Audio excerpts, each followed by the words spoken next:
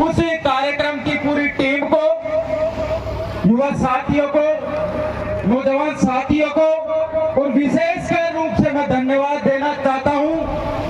इस कार्यक्रम की अध्यक्षता करने वाले हमारे बीच में पधार चुके हैं, एक बार जोरदार तालियों की गड़गड़ाहट से श्रीमान शंकर लाल मीणा जी का बिल्कुल जोरदार तालियों के साथ स्वागत करें, जो आज इस मूर्ति अनावरण कार्यक्रम को अपन सब लोग भाइयों की सहमति से होने जा रहा है। इसके मेन सरदार सेनापति अपने बीच में तो शंकर लाल जी मीणा मंच पे पधारे। धन्यवाद।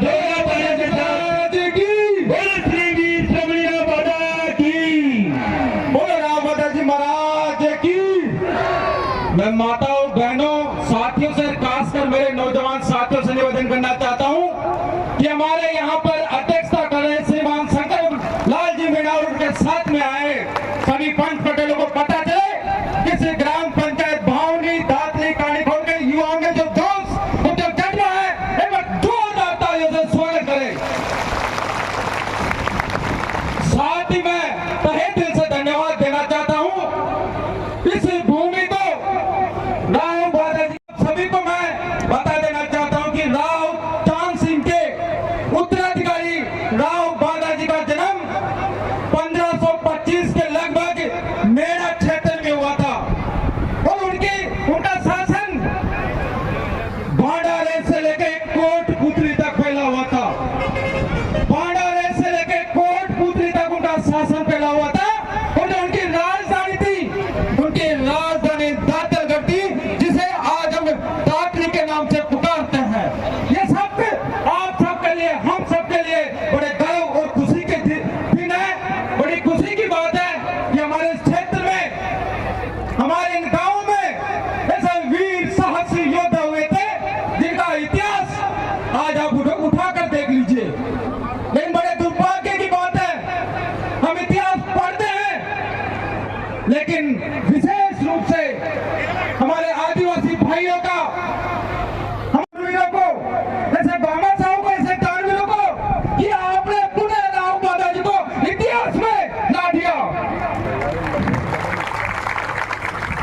साथियों, इतिहास में यह भी लिखा हुआ है कि मध्यकाल में, मध्य भारत में मीणाओं के शासन पड़े वीर पराक्रमी शौर्यवान हुए थे और उनकी गाथाएं प्रदेश में, देश में दूर दूर तक फैली हुई थी।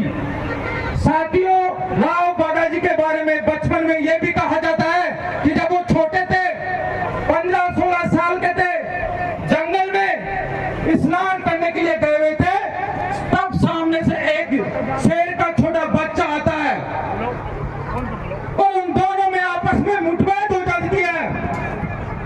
लेकिन राव बादा जी ने बड़े साहसी और वीरता का परिचय देते हुए उस शेर के बच्चे को वहीं धराशायी कर दिया, वहीं गिरा दिया, वहीं मार दिया।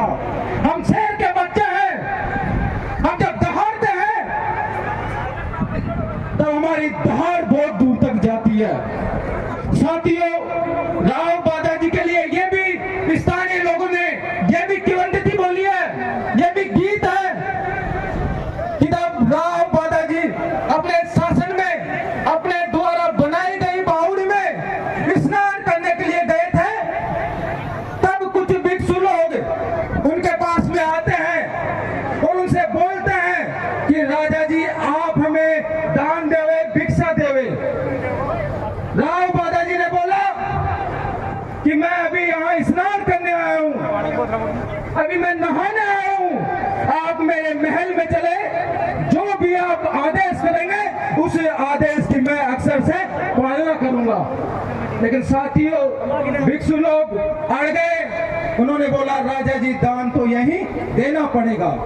लेकिन साथियों, ऐसे वीर पराक्रमी दानवीर हमारे मीणाओं में से शासन हुए, उन्होंने बावड़ी में से जल अपने हाथ में लिया और जल अपने हाथ में लेकर महादेव जी, टोटेश्वर महादेव जी की तरफ उस जल को उछाला और नीचे जब उन जल की बूंदें आई तो आप विश्वास करिए, उन जल की बूंदों में एक एक बूंद मोती के रूप में गिरकर नीचे गिरे। ऐसे ऐसे वीर राव बादा जी हमारे समाज में हुए।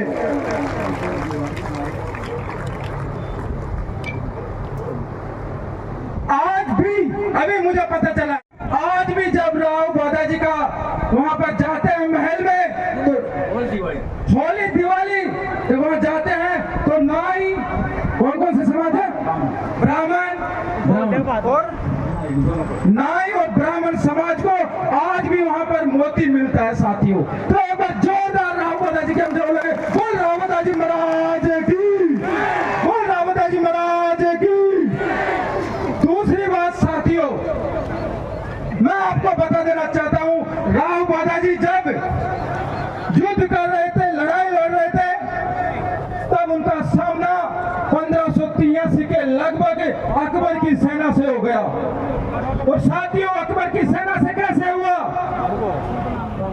हमारे राजस्थान में अनेक वीर हुए, लेकिन कुछ ही वीर ऐसे हैं जिन्होंने अकबर की अधीनता स्वीकार नहीं की, और उनमें से एक थे हमारे राव दादाजी।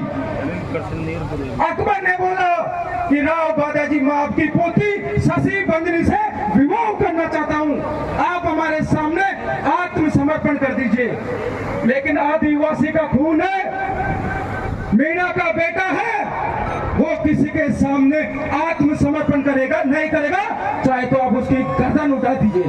साथियों, उन्होंने आत्मसमर्पण नहीं किया और उन्होंने बोला, अकबर अब हमारा सामना मैदान में होगा।